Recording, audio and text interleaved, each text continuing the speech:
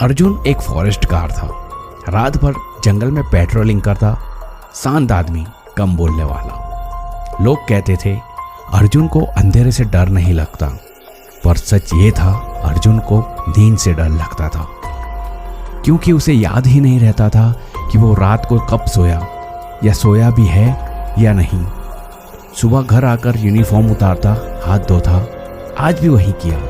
पर जब बहते हुए पानी में उसके नाखून के नीचे से हल्का सा लाल रंग निकला, उसने एक सेकंड के लिए रुक कर देखा, फिर खुद से ही बोला शायद जंगल की चोट लगी होगी, और इग्नोर कर दिया। उसी दिन गांव में खबर फैली रमेश गायब है।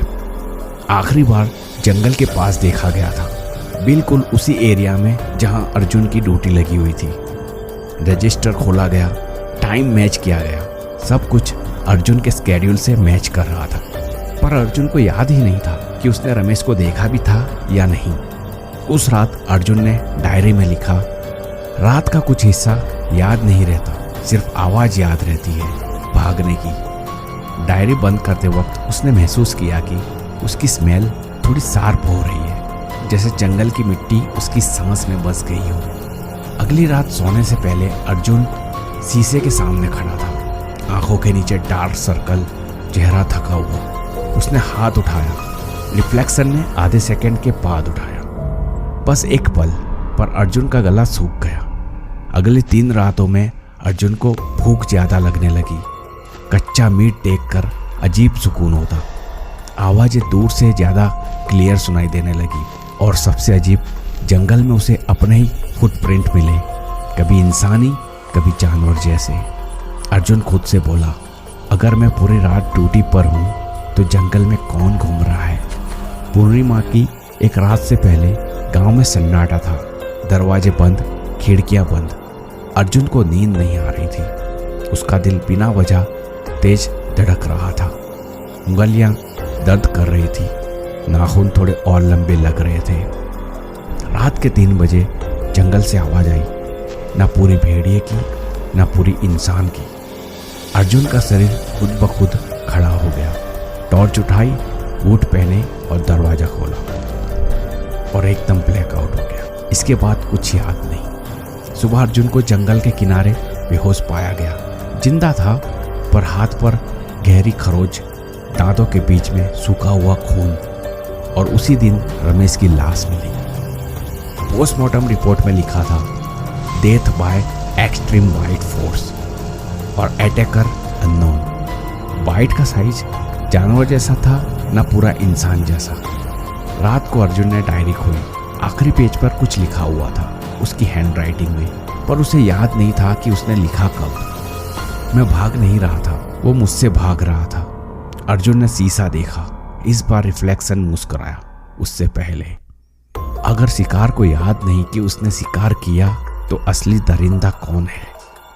रात के बाद जब सुबह आती है तो लोग कहते हैं सब नॉर्मल हो जाता है, पर कुछ रातों के बाद सुबह भी डर के साथ आती थी। अर्जुन के लिए पूर्णिमा के बाद की सुबह नॉर्मल नहीं थी। पोस्टमार्टम के बाद रमेश की लाश का अंतिम संस्कार हो चुका था। गांव में सब कुछ शांत था, पर शांति के पीछे नजर थी। लोग अर्जुन को देख रहे थे, सीधे नहीं, चुपके से, जैसे किसी जानवर को देखा जाता है जो अभी तक काटा नहीं पर काट सकता है। अर्जुन खुद को संभालने की कोशिश कर रहा था, पर उसके दिमाग में सिर्फ एक बात घूम रही थी, मुझे कुछ याद क्यों नहीं। उस रात अर्जुन ने नोटिस किया उसके कपड़े टाइट लग रहे थे, सांसें भारी, हड्डियां दर्द कर रही थी, और हार्ट बीट नॉर्मल आदमी जैसी नहीं थी, ज़्यादा स्लो, ज़्यादा डीप, जैसे कोई और ही सांस ले रहा हो उसके अंदर। अगली रात जंगल में पेट्रोलिंग करते वक्त अर्जुन रुक गया। हवा में एक स्मेल थी, खून की, और फ्रेश नहीं। वो समझ नहीं पा रहा था, पर उसका दिमाग नहीं, शरीर समझ रहा था। पैर अपने आप मुड़ गए, टॉर्च नीचे गिर गई। अंधेरा उसके लिए अब दुश्मन नहीं था, अंधेरा घर जैसे लग रहा था। अगली सुबह अर्जुन के पीछे गहरे स्क्रैच मार्क मिले। उसने शीशे में देखा, वो स्क्रैच बाहर से नहीं लगे थे, वो अंदर से ही निकले हुए लग रहे थे, जैसे कुछ चीज उसकी स्किन के नीचे से बाहर आना चाहती हो। फॉरेस्ट ऑफिस में एक पुरानी फाइल मिली, टाइटल था प्रोजेक्ट लीकन 1992। उस एरिया में 30 साल पहले एक एक्सपेरिमेंट हुआ था। सब्जेक्ट था ह्यूमन बिहेवियर, एनिमल इंस्टिक्ट्स। रिपोर्ट का लास्ट पेज जला हुआ था, सिर्फ एक लाइन रीडेबल थी। सब्जेक्ट को मारा नहीं जा सकता, सिर्फ कंट्रोल किया जा सकता है। अर्जुन के हाथ कांप गए क्योंकि सब्जेक्ट का स्क्रैच उसके जैसा ही था। उस रात अर्जुन ने सपना देखा, वो जंगल में भाग रहा था 4 पैरों पर। उसके पीछे लोग नहीं भाग रहे थे, डर भाग रहा था। सपने में उसने शीशा देखा।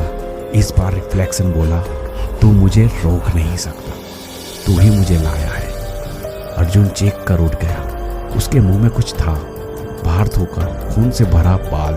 अगली पूर्णिमा से पहले ही एक और लाश मिली, इस बार जंगल के बिल्कुल बीच। बॉडी इंटैक्ट थी पर चेहरा पहचान के लायक नहीं था। फेस पर सिर्फ एक्सप्रेशन था, डर नहीं, एक्सेप्टेंस। जैसे मरने से पहले उसे पता था कौन आ रहा है। अर्जुन अब भाग नहीं रहा था, वो ढूंढ रहा था सच। उसने अपने ब्लड सैंपल चेक करवाए। रिपोर्ट में लिखा था DNA pattern unstable, rapid motion observe during lunar exposure.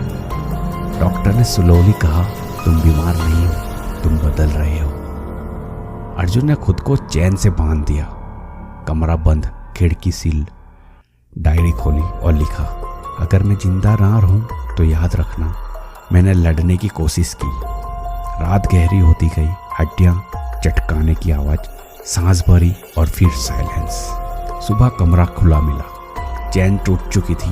दीवार पर लिखा था नाखून से, मैं भाग गया हूँ। जंगल के अंदर 2 तरह के फुटप्रिंट्स मिले, इंसान के और कुछ और के। दोनों एक ही जगह जाकर मार्ज हो जाते थे। फॉरेस्ट ऑफिस में एक नया रिपोर्ट आया, सैटेलाइट इमेज। पूर्णिमा की रात सिर्फ अर्जुन नहीं बदला था, पूरा जंगल मूव कर रहा था। लास्ट फ्रेम में कैमरा जूम करते हैं, अर्जुन जंगल के बीचों बीच खड़ा है, आधा इंसान और आधा भेड़िया।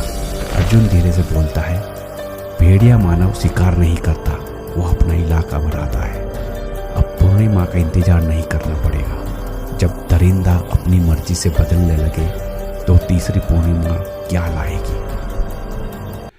सो होप गाइस ये स्टोरी आपको अच्छी लगी होगी, और अच्छी लगी तो प्लीज़ लाइक करना, और इसका सेकंड पार्ट चाहिए तो हमें कमेंट में ज़रूर बताना। Thank you, good bye.